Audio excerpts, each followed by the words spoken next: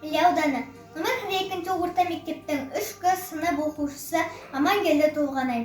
Абай Құнанбаевтың «Күз өлеңі».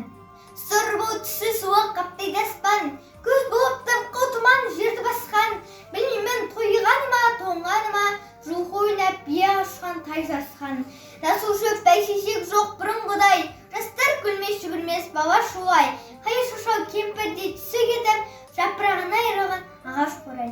Біреу мал сапсиды сабап ен, сабыраңқы тәртіпті жыртық киім, енесіне ертіп шуда жібін, жас қатында жастыға жамай деген. Қастырына қатар банап қайтса білмен, астында ақшамшы жүру бір керуен. Қай ауылда көрсеңдер жабырғанға, күлкі ойын көрінбейді сел-серуен.